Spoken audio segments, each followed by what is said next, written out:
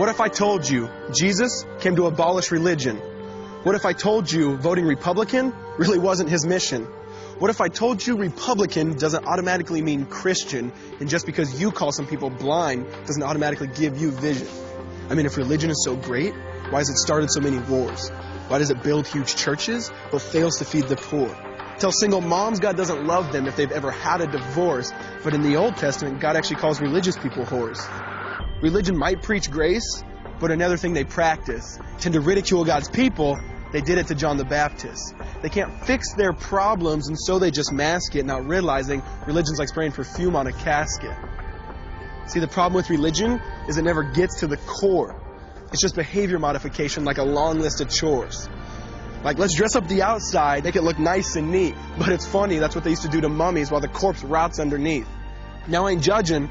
I'm just saying, quit putting on a fake look. Because there's a problem if people only know that you're a Christian by your Facebook. I mean, in every other aspect of life, you know that logic's unworthy. It's like saying you play for the Lakers just because you bought a jersey. See, this was me too, but no one seemed to be on to me. Acting like a church kid while addicted to pornography. See, on Sunday I'd go to church, but Saturday getting faded, acting if I was simply created to just have sex and get wasted. See, I spent my whole life building this facade of neatness, but now that I know Jesus, I boast in my weakness. Because if grace is water, then the church should be an ocean. It's not a museum for good people, it's a hospital for the broken. Which means I don't have to hide my failure, I don't have to hide my sin. Because it doesn't depend on me, it depends on Him. See, because when I was God's enemy, and certainly not a fan, He looked down and said, I want that man.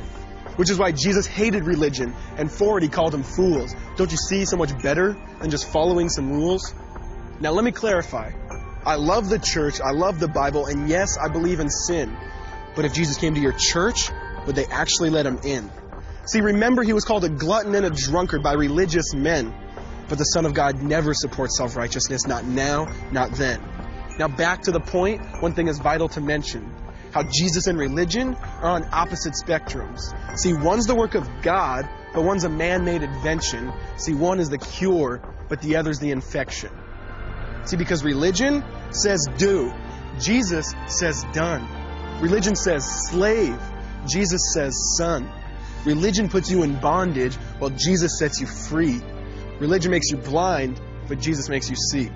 And that's why religion and Jesus are two different clans. Religion is man searching for God. Christianity is God searching for man. Which is why salvation is freely mine, and forgiveness is my own. Not based on my merits, but Jesus' obedience alone. Because He took the crown of thorns and the blood dripped down His face. He took what we all deserve. I guess that's why you call it grace. And while being murdered, He yelled, Father, forgive them. They know not what they do. Because when He was dangling on that cross, He was thinking of you. And He absorbed all your sin, and He buried it in the tomb, which is why I'm kneeling at the cross saying, come on, there's room. So for religion, no, I hate it. In fact, I literally resent it. Because when Jesus said, it is finished, I believe He meant it.